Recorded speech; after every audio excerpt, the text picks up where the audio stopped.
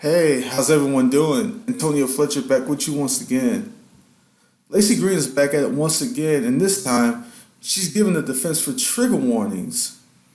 In her giving a defense for this nonsense, she doesn't realize how utterly hypocritical she sounds. Let's get into the video now, and you'll see exactly what I mean. Oh hey babes, Lacey here. It is a sweaty LA night, the perfect time to talk about trigger warnings. There's been a bunch of, verbal vomit about trigger warnings the past year or so. Verbal vomit, huh? Or in other words, the truth that you don't like to hear. Most recently, the University of Chicago released this letter to incoming freshmen. They said, quote, "Our commitment to academic freedom means we don't support so-called trigger warnings, we don't cancel invited speakers because their topics might prove controversial, and we don't condone the creation of intellectual safe spaces where individuals can retreat from ideas and perspectives at odds with their own." The problem with this statement is the same problem with a lot of critiques of trigger warnings on the internet, and that's not what a trigger warning is. It is not a retreat from ideas and perspectives. Wow, Lacey, just a wow. That's not what he said in the letter. He didn't say a trigger warning was a retreat from ideas. He was talking about safe spaces being a retreat from ideas. Don't you pay attention to what's being said at all? How are you going to claim people don't know what trigger warnings are when you attack straw men of things they say, which aren't even talking about trigger warnings? You've already gained a strike, Lacey, and you haven't even taken a swing yet. If it is actually being used in that way, then the trigger warning is being misused. Misuse? How in the world do you misuse being potentially offended by something or someone? That doesn't even make any sense. How the heck? I'm sorry. How the heck would the potentially triggered person know something is going to be said which offends them? Are they supposed to carry signs saying, "These things trigger me," before they even start talking to anyone about anything? Are they supposed to be able to read minds of those who can trigger them and then give off smoke signals pre-trigger?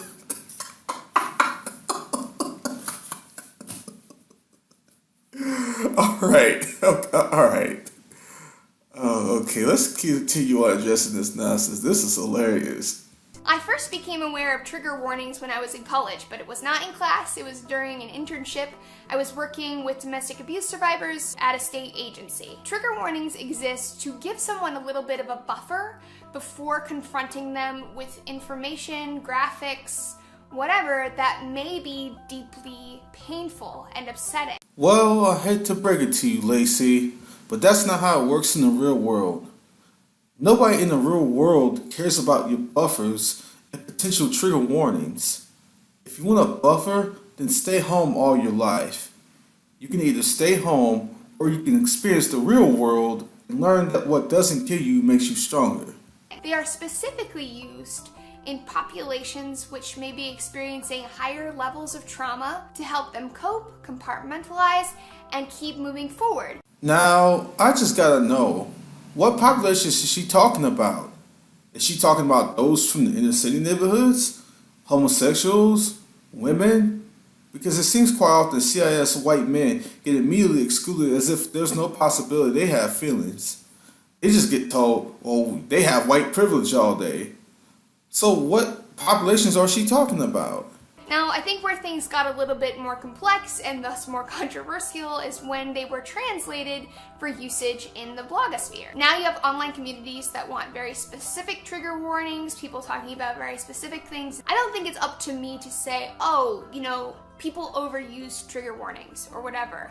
But I do think the demand for really specific trigger warnings in very general settings has been used to undermine the legitimacy and value of trigger warnings as a whole. Except there is no legitimacy to trigger warnings to begin with. And who are you to say, Lacey, how trigger warnings are used in certain ways undermines them as a whole? Are you admitting there is a certain threshold which can't be crossed with how trigger warnings are used? To admit that trigger warnings as a whole are being undermined, you'd have to admit, directly or indirectly, there are people out there using them in a way which undermines trigger warnings. So who are these people undermining trigger warnings, Lacey? Shouldn't anyone have the right to use trigger warnings how and when they do so? Because to say otherwise means you do think it's up to you. To say trigger warnings are being undermined means you have to admit people in certain times cannot use them in certain ways. Maybe somebody can explain to me another way, but I just do not see how anyone can support the use of trigger warnings, then logically argue there is some way to undermine the use of them. Let's continue on. Another observation worth noting is that trigger warnings are part of a broader ideology where people's experiences and people's needs are taken into account. It's more of a nurturing culture. Trigger warnings and the culture that surrounds them runs directly contradictory to hyper masculinity, where everyone's tough and we make fun of people who are weak little pussy crybabies. The backlash to trigger warnings isn't necessarily sexist, but I think that it is fueled by sexism. And we all knew it was coming at some point. One of the social injustice warriors' favorite buzzwords to try to argue against people calling out their nonsense. Words like sexism. Having watched this video already, she just claims it's fueled by sexism, but doesn't even bother to give an argument as to why. Great argument, Laci. I'm just convinced it's all about sexism. It must magically be true because you say so. Utterly embarrassing, Laci. Just flat out embarrassing. Also, has anybody noticed how social injustice warriors like to treat trigger warnings as a one-way street? They are the only ones who could be triggered, but when they are doing the offensive things to others, it's supposed to just be accepted without question, lest you get exactly what we've seen here with their stock of buzzwords they use in lieu of actual arguments. This is why a rapidly growing number of people are not taking jokers like Laci seriously. Okay, I'm almost done with my very tired rant. I'm going to end on what I actually agree with the Dean on, and that's that controversial speakers, short of hate speech, should not be banned from speaking at universities. That's ridiculous. Censorship is not the answer to social justice problems. The problem though, Laci, is that hate speech is way too vague and broad of a term and how social injustice warriors like you use it. What defines hate speech exactly? This is one of many examples of why there is this huge backlash against people like you thinking they get the right to stand on a pedestal and tell people what speech is welcome and what hate speech is. It's just a term you can throw out when it's most convenient for you, not to entertain points you get offended by.